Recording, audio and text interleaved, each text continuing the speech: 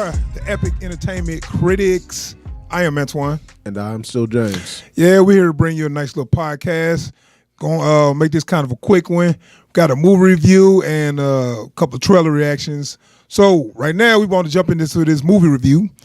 Just fresh off seeing Pacific Rim Uprising. That is the sequel to Pacific Rim, the original movie that came out like, was that 15, 14? 15?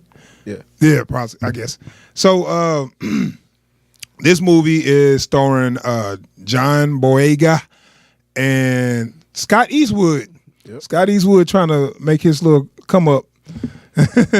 You know, he looked a lot like Chris Evans. I was like, he looked too much like Chris Evans. But anyway, that is the sequel to the 2015 Monsters versus Robots. This is kind of in honor of anime to me, because when I first saw the original, I was thinking like it was a ripoff of Evangelion. Is that how yeah, Evangelion. Yeah, it was real similar to that, like the premise. Yeah. Where you got monsters coming from like portals. That are like Big O.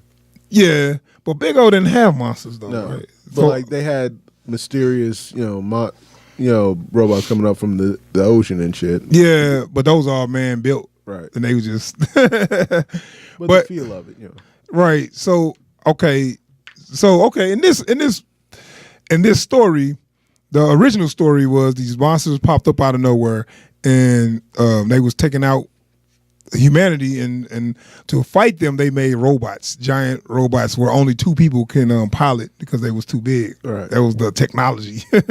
Made them super quick too. And that was starring Idris Elba. And spoiler alert, Idris Elba died at the end saving the world.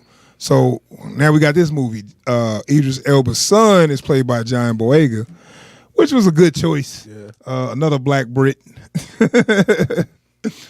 And some people might know him as Finn from Force Awakens, the new Star Wars series, or Last Jedi. Or they may, if they're really up on their stuff, they might know him as Moses from Attack the Block. Yes, that's when I first seen the little homie, and I was like, oh, this little dude going places. He did a good job in this movie too, man. Yeah. So let's jump into this plot, dude. All right, so as you know, they beat the monsters in the first one, and they closed the portal or whatever. And so you wondering like, why is it what's the story now since they already beat the monsters? So this is 10 years later, and it has not been any attack or whatever. So it's following your main character, John Boyega character, Jake, and he's what would you call him? Rebellious and stuff. Yeah.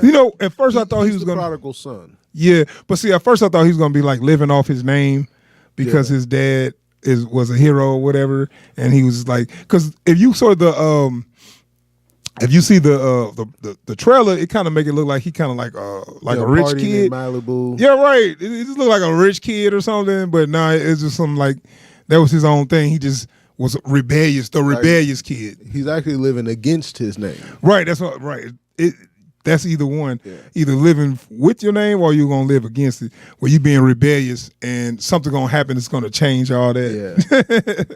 Yeah. So okay, he's being rebellious, stealing parts from old Jaegers or whatever, and selling Jaeger parts for hot sauce. That had to be cookies and cereal. That had to be their sponsors, Captain dude. Crunch, Oreos, and Sriracha. Yeah, that had to be their sponsors. There was no way they just those specific brands too. That and you know what? That stuff is also really good over in Asia. They sell really well. That's what it is. That's what it is. So that was a shout out to their sponsors. It was pretty shameless though. Gotta make that money. Okay, so you got there's some shady stuff going on in the background. They're trying to figure out where the threat is coming from. They gotta figure out who the threat is, how to stop it, and get over themselves long enough to do it. Yeah. So I just want to say things I really liked about this movie was the action, the Of course, because in the original, all the monster fights was like at nighttime. Yeah. You could see it, but you couldn't see it as good. This was all in the daytime. Daytime, it was well lit. Everything looked good. The destruction didn't look fake. I'm looking like the special effects is so on point. Yeah. So now he had a little plucky sidekick. What's her name? The little girl, the little white girl. Amara Nadani. Yeah, you don't I can't remember. I don't know the actress's name. Okay, they actually was good together. Oh yeah. Honestly, she was good. Period. Yeah. So they gave him a little. Sidekick. A little sidekick. God damn it. Anyway, half washed. They gave him a little sidekick, and it followed a lot of little cliche tropes in these kind of movies. Where he's a hotshot pilot that rebels. It's going to be an event that's going to change his mind and makes him want to take this serious. Usually a death of a family member or a friend. And I'll let you put the pieces there on that. I like the Jaegers. I like how the everyone had a different weapon. Like and they're not interchangeable. Like you see them, it's like this is that one, this is that one. Yeah, this is what they do. Yeah, one of them was more agile, or you know what I'm saying, and one of them was more bulky. Mm-hmm. Yeah, so I'm like every Jaeger had their own kind of personality. I like, you know what I'm saying, or I guess they fit the pilot's personality or whatever. One of the problems I had with the first one, other than the one with 3 arms, like the main two, like if I wasn't looking closely in the middle of a fight, I didn't know who I was looking at. Yeah. So I like that. I like that idea of having multiple Jaegers. It wasn't just one Jaeger on the the Kaiju or whatever. I thought that was pretty good. But we could talk about some of the.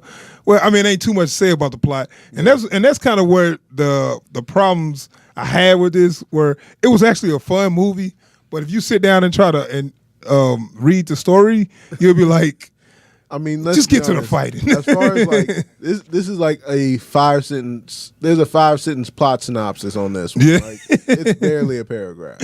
Yeah, man. The storyline was like, okay, man, just move on with this shit. John Boyega did a good job as usual with his acting, but when you talk about the plot and the story, I mean the writing and the storyline, you be like, okay, and it hits a lot of beats that you see like a mile away. Yeah. Like everything that was happening, you feel like, okay, this is gonna set this off, that's gonna set that off, so everything was there. Some of it is even retroactive, like stuff from the first one that like you wouldn't have thought nothing about. Uh-huh. They say, oh no, that was a thing. Yeah, so they had a couple little twists in there that we'll talk about in a little spoiler section. But other than that, all the beats were there. Yeah, all of them. And they had some familiar faces. They had Charlie Day from the first one, and what's the other guy name? I can never think of his name. He's in so much stuff, and I can never keep his name in my head. Was my least favorite guys in the original. And when I watched this, I was thinking like, oh God, not these dudes. But I didn't hate them. I don't think they overdid it this time. Because they got elevated a bit on this one. Yeah. And because, like you said, I didn't like them much in the first one. They was the comedy. Yeah. And then they used them for the comedy on this one too a little bit, but they didn't overdo it. Right. And they actually gave you a reason to want to know what these characters got going on. Yeah, yeah. So like, what's he up to? Right. Not saying that I thought that they was the shit, but I mean, like I didn't think like, oh, I love these characters now. I just didn't hate them. Yeah, so that's an improvement. Like they fit the movie now. So and then you got your other cliche characters, like you got your I guess the businesswoman. Yeah. Which you could tell this was going to be heavily marketed in China, where they had the whole Chinese side of it, where a lot of people speaking Mandarin and stuff. Yeah. I bet you they might even change up the story a little bit in China just to fit more of the Chinese market. Might. I mean, because this is their thing, robots. This is why this sequel was even made, because it's going to make a lot of money over there, because that's their big market. But I think if they just want to see a fun movie, I think they're going to like it too. Oh yeah. Did you have some favorite Yeager moments or just things they did? Saber Phoenix. Saber Phoenix. Saber Athena. Oh, which one was that? The orange one with the swords. So you like that one the best? I like seeing a giant robot use actual martial arts. Like even one of the robot fights at the earlier in the movie, I was telling you, it was like robot MMA. I finally have robot MMA. I've waited my whole life for this and didn't even know I was waiting for it. I kind of like what I usually don't like. I like the main one. I like Gypsy Avenger. Yeah, Gypsy Avenger. Well, I didn't really like that one. The best. I just like the way they fought. Yeah, because he actually fought real real tactical. Just things they was doing where he feint and then it kind of like go up under somebody and hit him. The way it took out that one the way it took out one of the enemies, I was like, oh, that's some badass fight right there. But actually seems like you know what you're doing. That's but let's talk a little bit about the destruction though. Only because I'm looking like, how does this world have any money left? Between building giant robot after giant robot. Man, dude, I'm looking like, okay, so they said these things came out of nowhere, right? Because I mean, they didn't plan for this to happen, right? So they didn't know it was coming, so they couldn't have evacuated the city, right? So when they fighting these things, they using the buildings as weapons where people could be hiding it. One of the robots did some parkour off of a building. A giant robot jumped and stepped off of a building. That's going to do some damage. Oh no, forget that. Which one was it? Gypsy Avenger? He wrecked 2 buildings just igniting his swords. That was a Saber Athena. Okay. Yeah. So you couldn't let me point away from the buildings. Like you could have gone. Yeah, just to show off. It said, "Hey, look at these swords I got," and 2 fucking buildings just gone. Yeah. One of them got thrown through every building in like 50 blocks. Like. And you know what? And you know what? And I don't want to keep, because that might be a little more of a spoiler, but it had a little too much. It didn't have too much because I was having fun with it, but they should have had somewhere where they said, "This is no people here." Right. Just to cover your bases. Like just a quick. All right, everybody. The city is evacuated. Have at it. Yeah. Right. No, none of that. Just they got there and go. In the middle of the city, like, who gives a damn about people?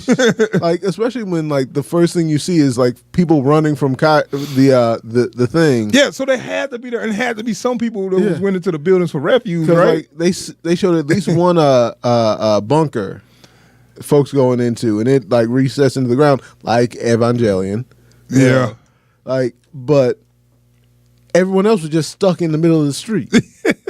And then suddenly, huge robot fight. Yeah. They didn't give a damn. See, movie like this, they're not looking for an Oscar nom. Yeah. They just wanted to make a movie.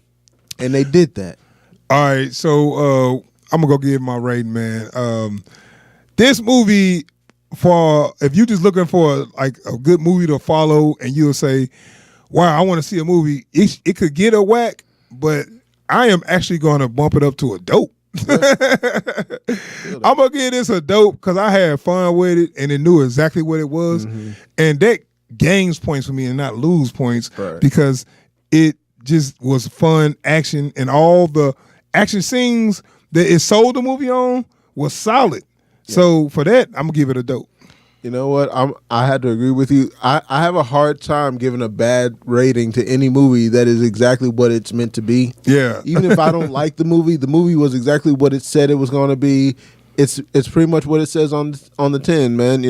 So the only because even as far as nitpicks, the only nitpick I really have in this movie is that they do say the name of the movie in the movie. But I can't even take too many points away for that. So I'm gonna give this one a solid dope. All right. So there you have it. That's how he give it a dope. I give it a I'm sorry. We both give it a dope. And so that's our review for Pacific Rim Uprising. So